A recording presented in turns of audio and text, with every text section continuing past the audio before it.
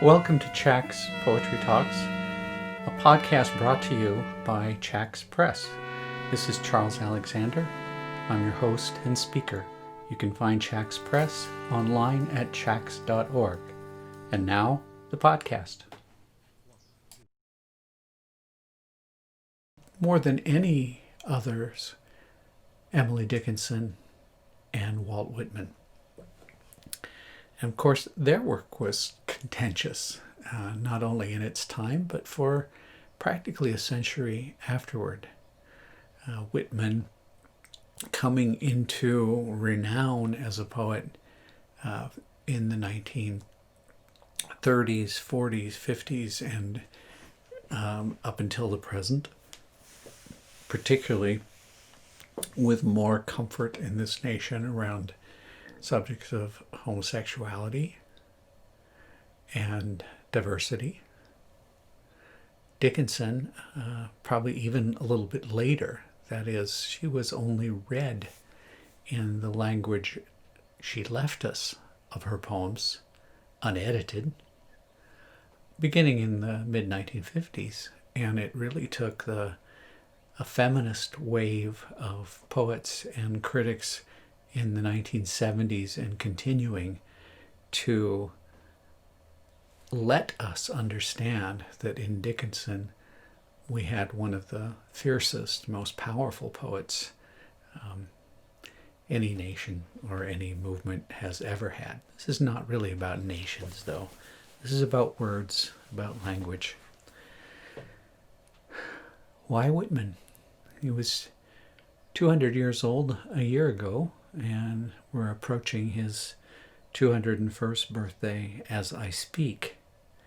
And Whitman is almost a pre-American poet. That is, the America he wrote about was one which he saw becoming in process.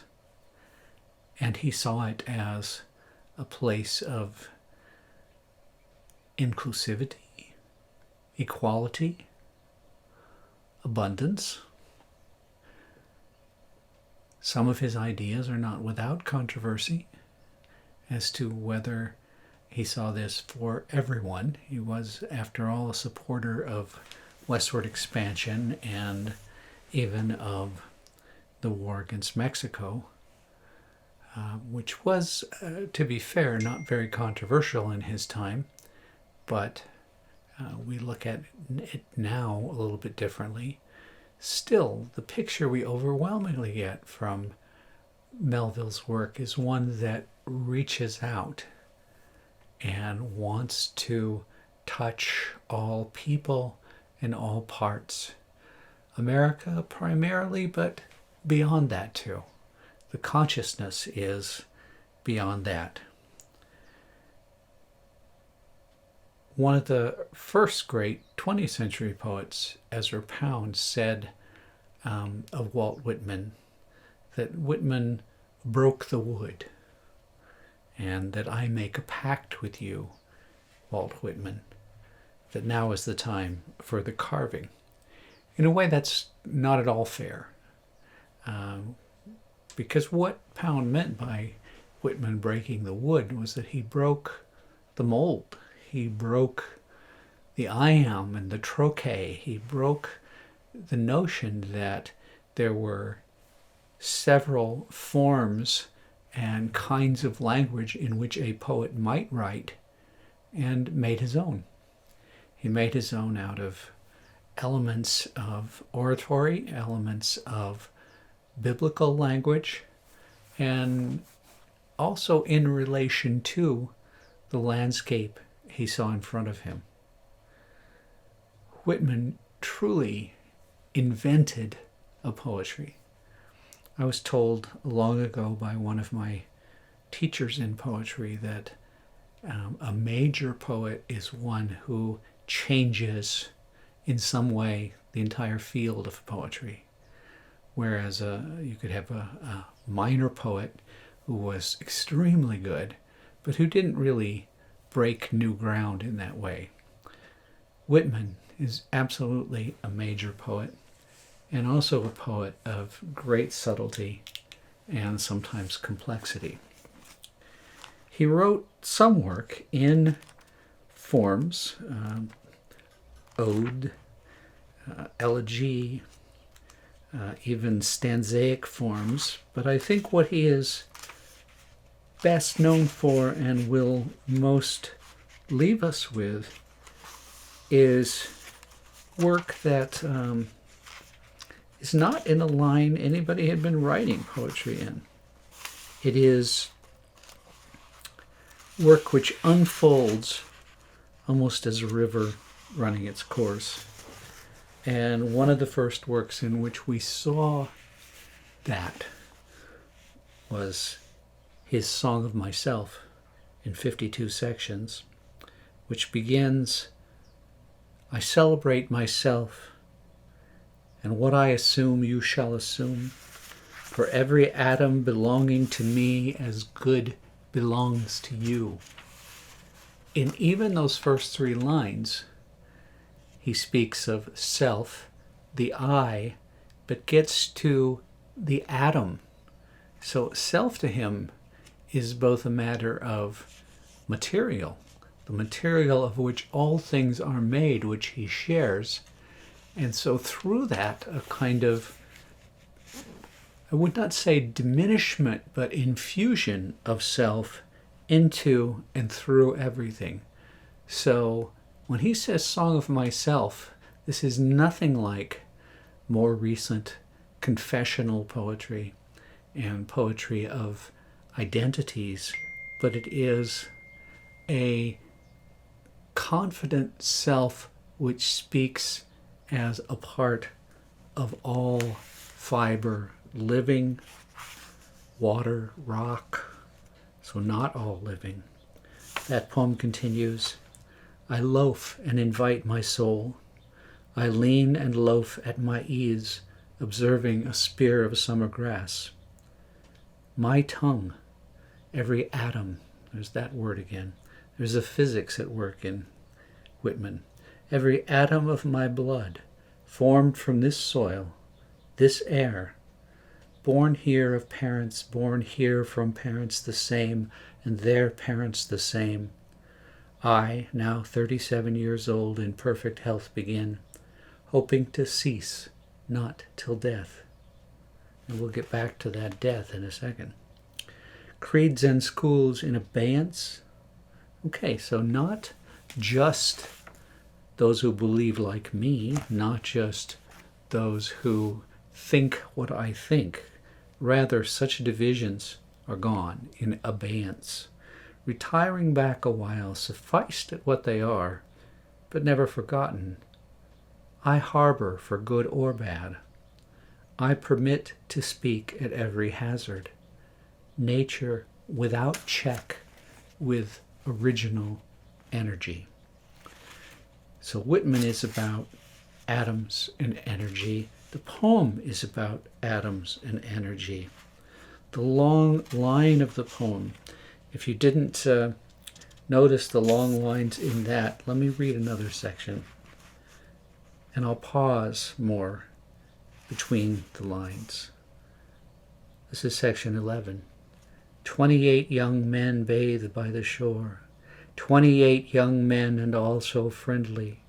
28 years of womanly life and all so lonesome. She owns the fine house by the rise of the bank. She hides handsome and richly dressed aft the blinds of the window. Which of the young men does she like the best? Ah, the homeliest of them is beautiful to her. A little later, the beards of the young men glistened with wet. It ran from their long hair. Little streams passed all over their bodies. An unseen hand also passed over their bodies. It descended tremblingly from their temples and ribs. Whitman is very much about the body, and here the bodies at the end are soused with the spray of the water in a overtly sexual explosion. But for a poet who identifies with the body and the atoms of the body, there's no limit to almost the religious spirit and sousing that is involved with that sense of being in the world and with others. I said I would mention something about death later, and I'm getting towards the end of the podcast, so let me just say that for Whitman, death implies another kind of entry into the life of the earth, and he sees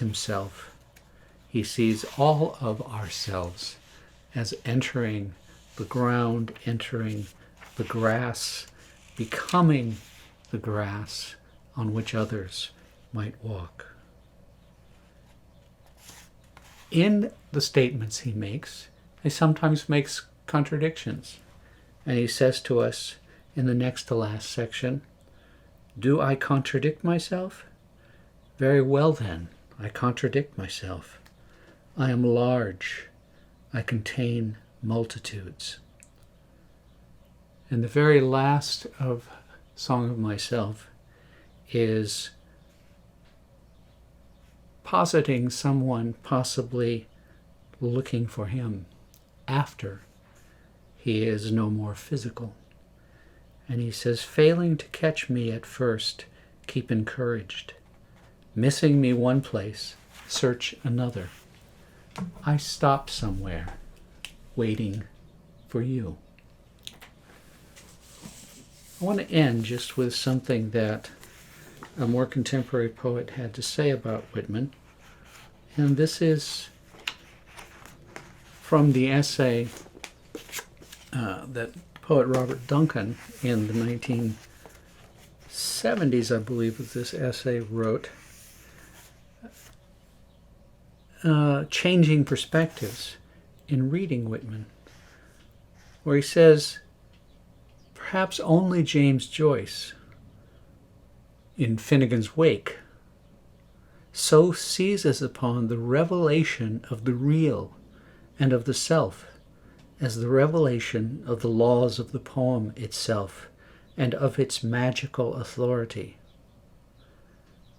What he means by that is that the poem reveals a relationship with the self and with the real that is ever expansive. It is ever expansive to include basically everything. Of course, Joyce's Finnegan's Wake is the book of a character sometimes seen as, quote, "here comes everything," unquote. And in Walt Whitman, we have a poet who presents to readers from the 1850s to this moment and beyond, here comes everything. I stop somewhere, waiting for you. Thank you. 1, 2, 3.